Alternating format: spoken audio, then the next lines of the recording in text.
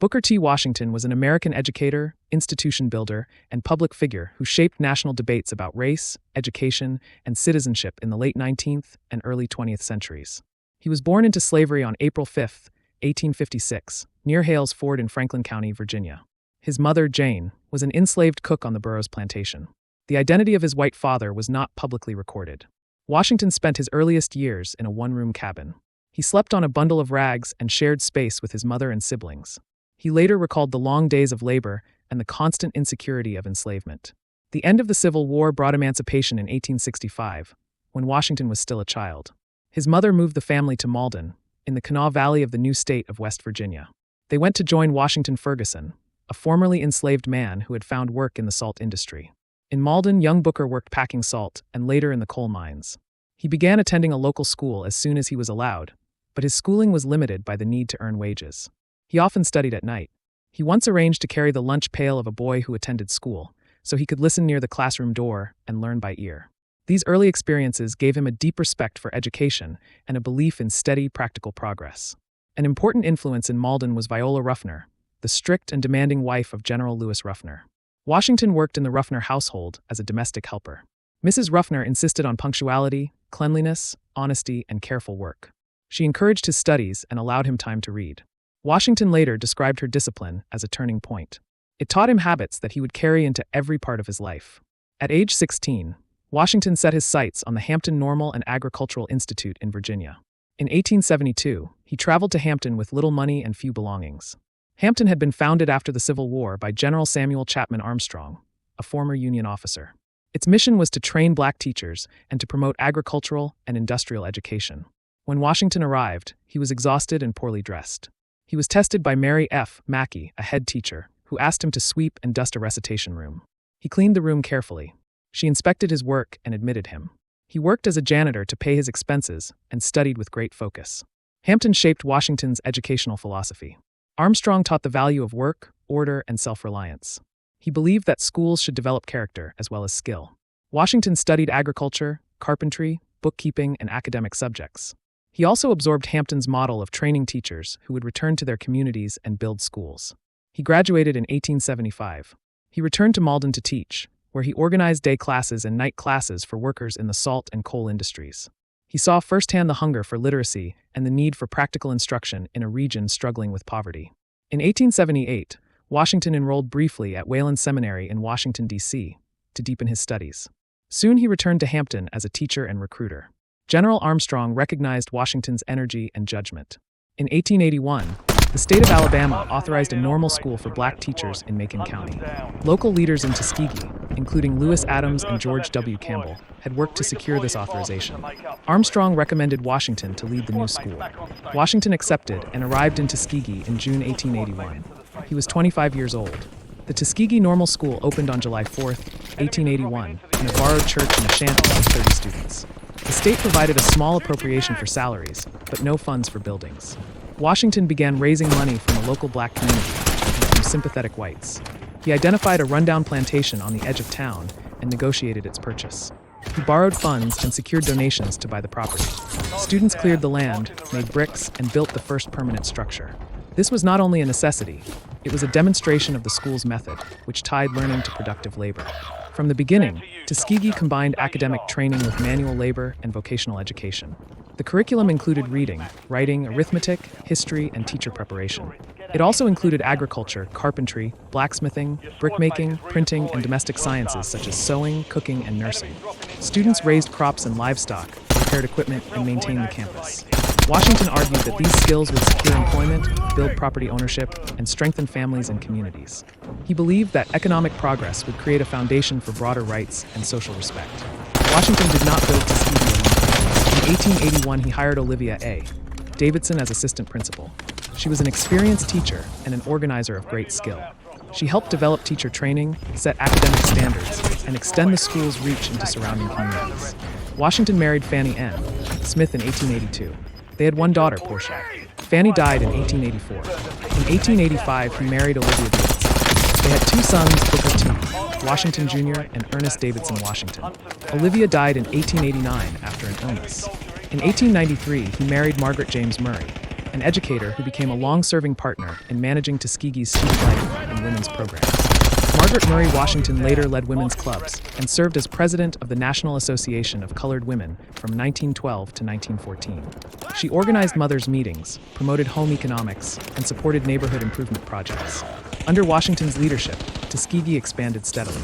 By the early 1890s, the campus included brick buildings, workshops, dormitories, and farm acreage.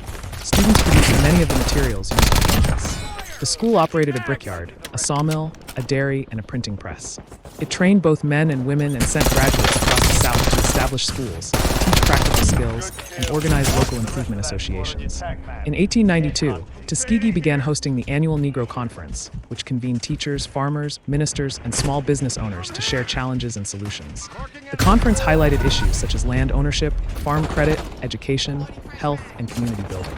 Washington became an effective fundraiser and public advocate. He forged relationships with Northern philanthropists and foundations. Supporters included Andrew Carnegie, John D. Rockefeller, Henry Huddleston Rogers, and later Julius Rosenwald. Washington kept detailed records and published annual reports. He traveled widely to speak about the school's mission and needs. He emphasized efficiency, accountability, and a focus on work. This message appealed to many donors of that period. The broader context of Washington's rise was the collapse of Reconstruction and the spread of Jim Crow. During the 1870s and 1880s, white supremacist governments returned to power across the South. Between the late 1880s and early 1900s, states imposed poll taxes, literacy tests, and other devices to suppress black voting. Racial segregation hardened in every area of public life. The Supreme Court decision in Plessy v. Ferguson in 1896 upheld separate but equal laws. Lynchings and mob violence terrorized black communities. Washington argued that open confrontation in this climate would be dangerous and likely to fail. He believed that African Americans could best advance by building schools, farms, businesses, and property, and by demonstrating reliability and skill. He insisted that citizenship would rest on economic strength and character. This approach received national attention in 1895. On September 18th, Washington delivered an address at the Cotton States and International Exposition in Atlanta, Georgia. Speaking to a mixed audience of white business leaders and black citizens, he called for cooperation in work and commerce. He asked Southern employers to hire black workers rather than seek immigrant labor. He encouraged black listeners to focus on industrial education, thrift, and property ownership, rather than immediate social equality. The speech was praised by many white newspapers and civic leaders across the country. It elevated Washington to national prominence. Some black leaders welcomed his emphasis on work, training, and business development. Others were alarmed by his reassurance to white audiences that social equality would not be pressed at once. The mixed reception defined the public debate that followed him for the next 20 years. In the years after Atlanta, Washington widened his work beyond Tuskegee. In 1899, he published The Future of the American Negro, a collection of essays that framed industrial education as a path to stability and growth. In 1900, he organized the National Negro Business League. The league encouraged merchants, farmers, craftsmen, and professionals to form local chapters. It held annual meetings where members described their businesses, exchanged methods, and formed credit networks. The league spread to hundreds of towns and cities. It helped document the growth of black-owned enterprises in an era when few banks and agencies served black customers. Washington's profile rose even further with the publication of Up from Slavery in 1901. The autobiography traced his life from enslavement to his leadership at Tuskegee. It emphasized perseverance, work, and character. It reached a wide audience and became a standard text in schools and civic clubs. That same year, President Theodore Roosevelt invited Washington to dine at the White House. It was the first time an African American had been an honored dinner guest of a sitting president. The invitation drew fierce criticism from white supremacists, especially in the South. Roosevelt did not repeat the public gesture, but he continued to consult Washington on federal appointments and Southern policy. Washington later advised President William Howard Taft as well. His most consistent and articulate critic was W.E.B. Du Bois. In 1903, Du Bois published The Souls of Black Folk and challenged Washington's program.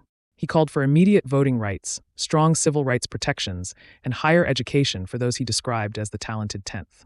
He argued that accommodation would not end discrimination. The disagreement between Washington and Du Bois reflected wider divisions within black communities over strategy and timing. In 1905, Du Bois and other activists formed the Niagara Movement, which demanded full political rights and opposed segregation.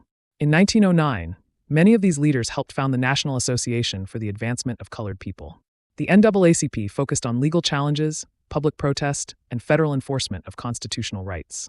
Washington remained skeptical of direct confrontation, but he sometimes cooperated with NAACP attorneys or journalists when goals aligned. At Tuskegee, Washington continued to expand programs and faculty. In 1896, he recruited George Washington Carver to lead the agriculture department. Carver developed crop rotation plans that reduced dependence on cotton, restored soil health, and increased yields. He promoted peanuts, sweet potatoes, cowpeas, and soil-improving legumes. He taught practical methods through short bulletins and demonstration classes. Tuskegee sent a movable school, a farm wagon outfitted with tools and displays, to reach rural communities. This traveling program delivered instruction on fertilizers, seed selection, food preservation, and home sanitation. It helped thousands of small farmers make incremental improvements that protected land and raised income. Washington's work also reached public schools. Beginning in 1912, Julius Rosenwald, a Chicago businessman and Tuskegee trustee, partnered with Washington to fund rural school construction for black children in the South. The program required matching support from local black communities and from white school boards. It established standard plans for well-lit classrooms, durable materials, and simple but healthy designs. Over time, the Rosenwald program helped build or improve more than 5,000 schools, shops, and teacher homes across 15 states. Many were completed after Washington's death, but the partnership began under his leadership and reflected his focus on practical, shared investment. Washington published additional books to explain and extend his ideas. Working with the Hands appeared in 1904 and described Tuskegee's industrial training. My Larger Education in 1911 offered portraits of people he had met and the lessons he drew from them. In 1912, he published The Man Farthest Down, written with Robert E. Park, a study of poverty among laborers in Europe. The book compared conditions in Southern and Eastern Europe with those in the American South and underscored his belief that disciplined work, education, and savings could improve lives across regions. The demands on Washington were heavy. He managed a growing campus, traveled constantly to raise funds, spoke across the country, and answered a large volume of correspondence. He also mediated disputes among donors, faculty, and political allies. He faced ongoing criticism from activists who pressed for a more assertive approach. Washington adjusted his tone over time. He spoke more directly against lynching, condemned peonage, and defended the right to education and fair trials. He did so while maintaining relationships with influential white leaders whose support sustained Tuskegee. By 1910, Tuskegee Institute enrolled more than 1,000 students. The campus possessed dozens of buildings, most constructed by student labor. It owned extensive farmland and operated workshops in trades that students could carry back to their communities. Its teacher training program supplied instructors to rural schools across the South. The annual Negro Conference continued to meet, bringing clergy, teachers, farmers, and small business owners together to discuss local problems and solutions. Washington's personal life also stabilized in these years. His third wife, Margaret Murray Washington, directed women's programs, advised student leaders, and organized mothers' meetings that addressed child care, hygiene, and household management. She helped link Tuskegee to women's clubs across the South and the nation. She later served as president of the National Association of Colored Women. Their partnership gave the Institute a clear structure for student discipline, residence life, and community relations. The legal and political environment remained hostile. Southern states continued to enforce segregation and voter suppression. Instances of racial violence appeared in newspapers with regularity. Washington used his access to presidents, governors, and business leaders to seek incremental relief, such as appointments of fair-minded officials, small increases in school funding, or the quiet dismissal of abusive local officers. These efforts did not change the legal framework, but they sometimes eased conditions in specific counties and districts. In the last years of his life, Washington faced serious health strain from overwork. In the fall of 1915, while on a fundraising trip to New York, he collapsed from exhaustion. Doctors advised rest. He insisted on returning to Tuskegee. He reached the campus by train and died there on November 14, 1915. He was 59 years old. He was buried on the Tuskegee grounds. His death drew tributes from national leaders, alumni, and citizens across the South. Many noted the scale of the institution he had built and the persistence of his message. Washington's immediate legacy included a strong administrative team and a capable faculty at Tuskegee. George Washington Carver continued his research and extension work for decades. The institute broadened its academic offerings and later became Tuskegee University. The Rosenwald School building program expanded rapidly after 1915 and reached its greatest scale in the 1920s. By the early 1930s, it had helped construct schools that served hundreds of thousands of black children.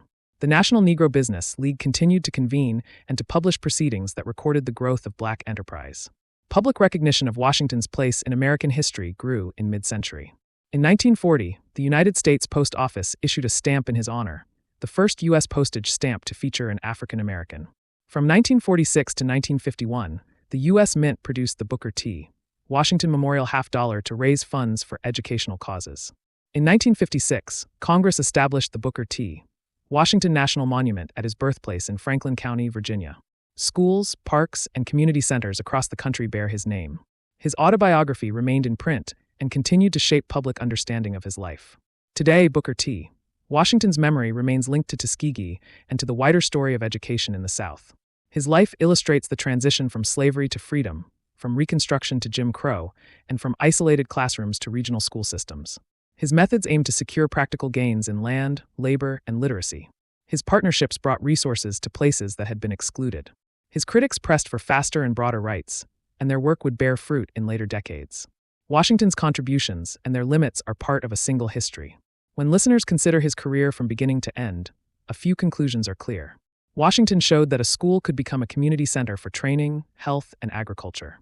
He showed that careful fundraising could build durable institutions. He showed that alumni networks could carry lessons into towns, farms, and neighborhoods across state lines. He also showed the cost of leadership under pressure, in health and in constant negotiation. These realities framed the choices available to him and to those who followed him. Booker T. Washington died in 1915, but the institution he built continued to educate students, train teachers, and support farmers. Tuskegee University stands today as a living part of his legacy. The Rosenwald schools shaped the childhoods of many Black Americans who later led the civil rights movement. The debates he engaged, over education, economics, and rights, remain central through the 20th century and into the present. His life story, told in plain detail, explains a crucial chapter in American history. It helps listeners understand how communities in Alabama and across the South used education, work, and cooperation to build a foundation for future change.